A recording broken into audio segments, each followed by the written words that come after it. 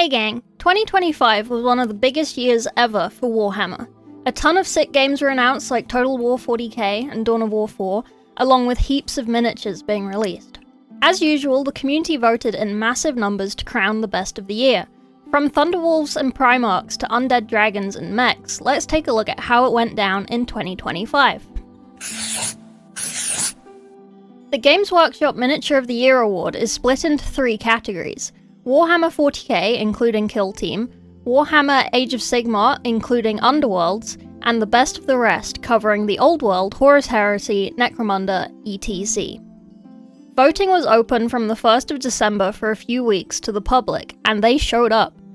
This is a massive celebration of miniature releases in 2025 and really shows how far Warhammer sculpts have improved in terms of detail and expression compared to the previous years of minis.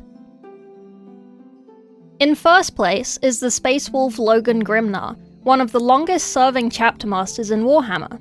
An old soul with a strong place in the community's heart, we may not have Leman Russ back, but we have this new sculpt of Grimnar with his 2 puppies, Tianak and Fenrir, at his side. He's lost his chariot of old, but with this new dynamic pose, he really doesn't need it. Second is Fulgrim, the demon Primarch of Slaanesh. With just over 200 votes between Fulgrim and Grimnar, this was a tight battle. When this Fulgrim model was released, there was a lot of memeing over his faces, but from these votes, it seems to have come from a place of love. It's a shame that one of his most proclaimed, most prideful features in lore, being his shiny scaled tail, is now a smooth skin worm-like tail, but he is a lovely model nonetheless. In third place is Aethon Shan, another chapter master, this time of the Raven Guard. His long red shoulder ribbons and the feathered cape are really nice on this model, and the pose gives the impression that he's about to push off into effortless flight. Below these are the Phoenix Lord Lycus, Lord Marshal Drea of the Death Corps of Krieg, Infinity's Lament from Warhammer Plus, the Lord of Poxes from the new Death Guard Battle Box, Lucius the Eternal of the Emperor's Children, another mini that was long awaited a refresh by the community, Sabodan Khan, Commander of the White Scars, and lastly, in 10th, the Drukhari leader Lady Malice.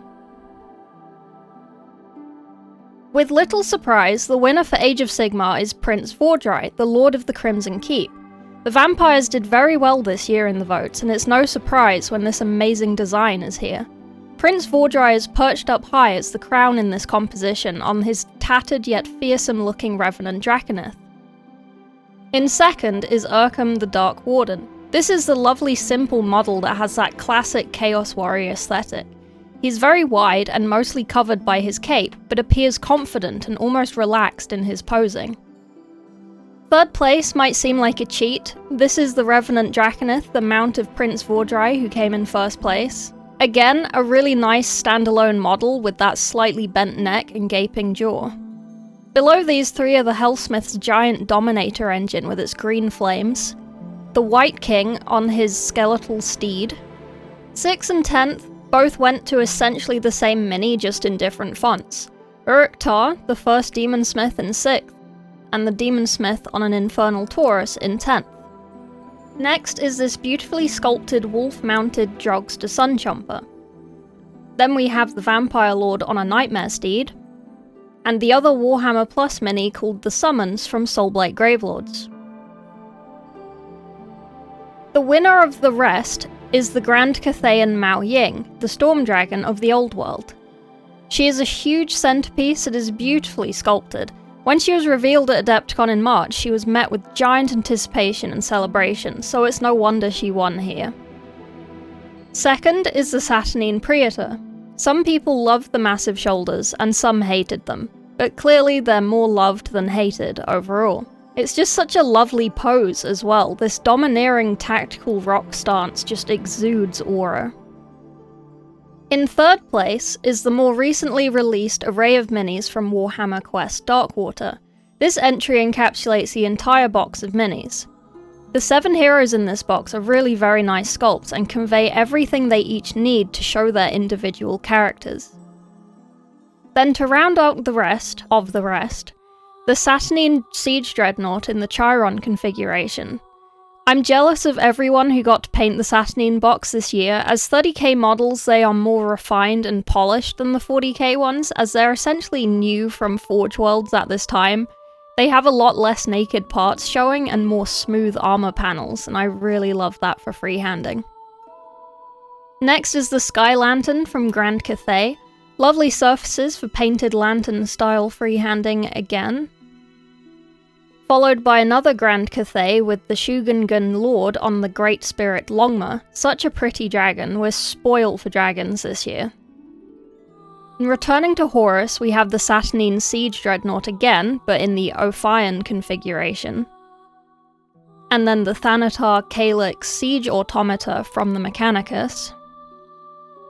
And then keeping the big armoured guy theme going, you have the Cathayan Sentinel from Grand Cathay. Huge turnout for Grand Cathay this vote. And lastly in 10th, it's the 30k Space Wolf Caster of Runes console.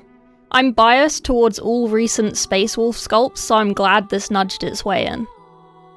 As a Golden Demon pinned painter of Warhammer, I love these sculpts, and I want to paint so many of them. Sometimes you get sculptors who are overzealous with tiny details, not thinking about painters needing to paint every tiny little thing, but in the last year or so, GW has been pulling back on the number of Space Marine pouches and random tiny jewelry on their models. It makes minis easier for everyone and less intimidating for new painters.